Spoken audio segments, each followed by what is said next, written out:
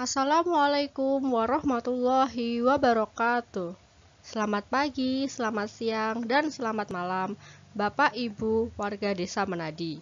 Semoga Bapak Ibu senantiasa diberikan kesehatan dan keberkahan oleh Yang Maha Kuasa.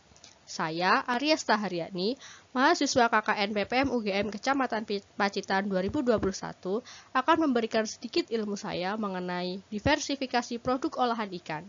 Selamat menyaksikan, semoga bermanfaat.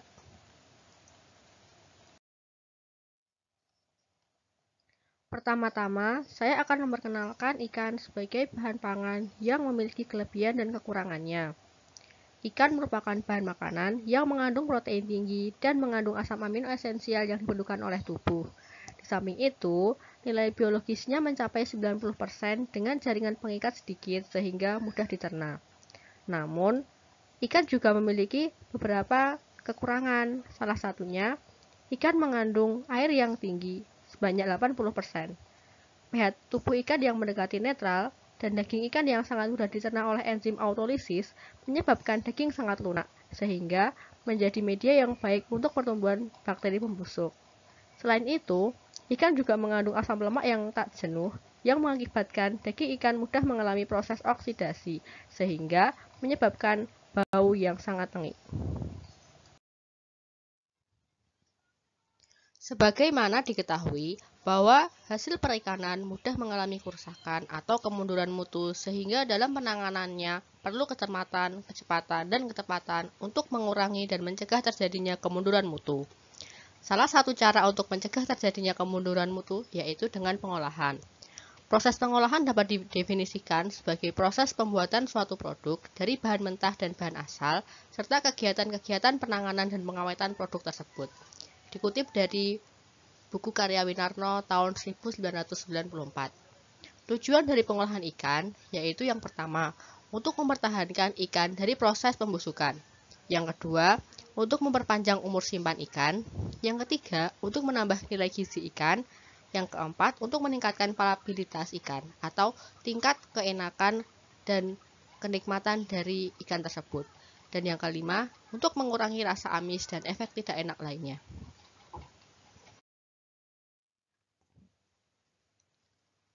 Selanjutnya, saya akan menjelaskan mengenai diversifikasi. Secara harfiah, diversifikasi artinya penganekaragaman.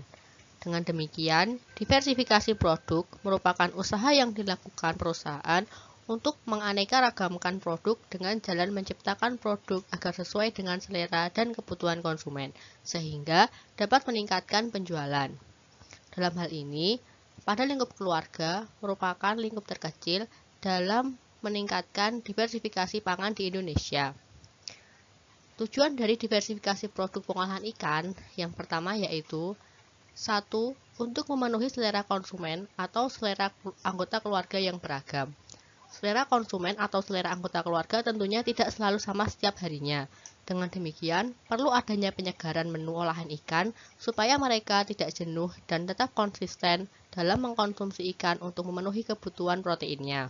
Yang kedua, untuk memanfaatkan jenis ikan yang kurang ekonomis seperti ikan beloso dan ikan kuak. Dan yang ketiga, untuk meningkatkan angka konsumsi ikan di Indonesia.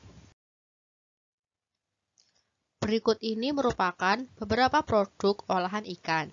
Yang pertama ada abon ikan, kedua ada nugget ikan, ketiga sosis ikan, keempat pangsit ikan, kelima bakso ikan, keenam ikan asap, ketujuh pindang presto, kedelapan kerupuk ikan, dan yang terakhir adalah dimsum ikan. Produk olahan ikan yang pertama yaitu abon ikan. Abon ikan merupakan jenis makanan olahan ikan yang proses pembuatannya yang pertama yaitu ikan direbus, kemudian disayat-sayat atau dipisahkan, kemudian dibumbui, digoreng, kemudian dipres. Abon ikan cocok dikonsumsi sebagai pelengkap makanan roti ataupun sebagai lauk pauk. Umur simpan abon ikan dengan kemasan PP atau kemasan polipropilen pada suhu 30 derajat Celcius yaitu 63 hari. Produk kedua yaitu nugget ikan. Nugget merupakan salah satu produk olahan daging ikan beku. Nugget mempunyai daya simpan 2 minggu di dalam freezer.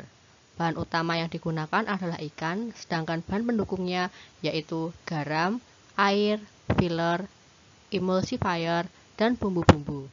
Garam berfungsi untuk meningkatkan kelarutan, sedangkan air berguna untuk memberikan sifat berair dan juga meningkatkan rendemen. Tapioka sebagai fillernya dan kuning telur sebagai emulsifiernya berfungsi untuk mengikat air maupun lemak. Bumbu-bumbu selain memberikan bau dan rasa yang khas juga mampu memperpanjang umur simpan. Pembuatan nugget meliputi pencampuran bahan, pencetakan, pendinginan, coating dan breeding, serta terakhir yaitu penggorengan. Produk pengolahan ikan selanjutnya yaitu sosis ikan. Sosis ikan merupakan jenis makanan olahan ikan dengan kenampakan mengkilap dan rasa yang enak. Bahan dasarnya yaitu surimi. Surimi merupakan lumatan daging ikan yang diawetkan dengan garam dan gula kemudian dibekukan. Langkah pembuatannya yaitu penghancuran surimi, penambahan garam dan bumbu-bumbu, pemasukan adonan ke dalam casing, pengukusan, pendinginan, pengemasan, dan pembekuan. Sosis ikan dengan coating SRC atau semi-refined karaginan, salah satu produk karaginan, memiliki masa simpan pada suhu dingin yaitu 21 hari. Produk berikutnya yaitu pangsit ikan. Pangsit ikan merupakan salah satu produk olahan ikan yang ditambahkan dengan sayuran dan dibungkus dengan kulit pangsit, kemudian diikat dan digoreng. Ikan segar yang diambil dagingnya kemudian dicampur dengan tapioka, bumbu, wortel, dan daun bawang sebagai sayurannya. Pangsit goreng akan tahan hingga 2 bulan dalam kemasan plastik propilen. Produk ini dapat dipasarkan dalam keadaan ready to eat atau dalam keadaan beku. Produk selanjutnya yaitu bakso ikan. Bakso ikan merupakan produk pengolahan daging ikan dengan tambahan tepung tapioka dan bumbu, dengan bentuk fisik yaitu bulat halus, dengan tekstur kompak, elastis, dan kenyal.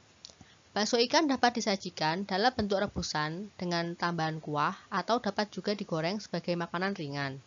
Bakso ikan dapat tahan selama 1 bulan dalam keadaan beku.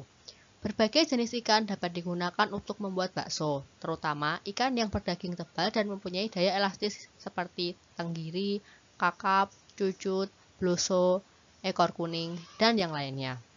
Selain itu, bakso juga dapat dibuat dari surimi.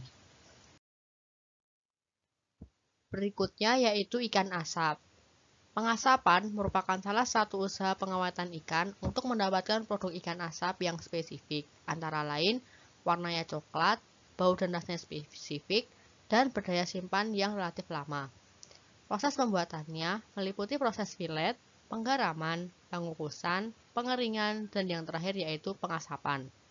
Untuk mendapatkan ikan asap yang bermutu tinggi, maka harus digunakan jenis kayu yang keras atau bisa menggunakan sabut dan tempurung kelapa.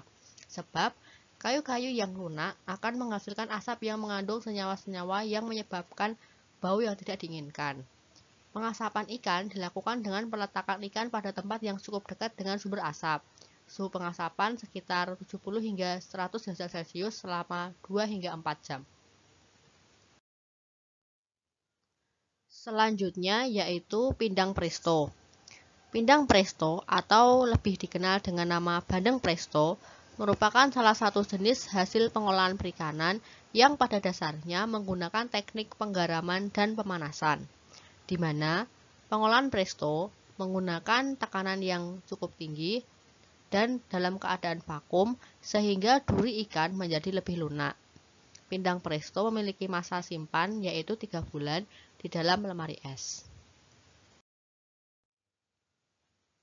Produk berikutnya yaitu kerupuk ikan.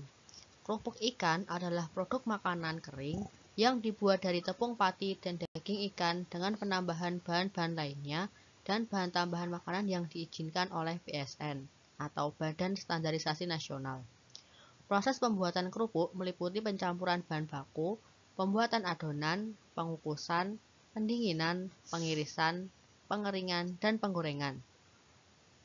Untuk produk yang mentah, cukup sampai proses pengeringan saja.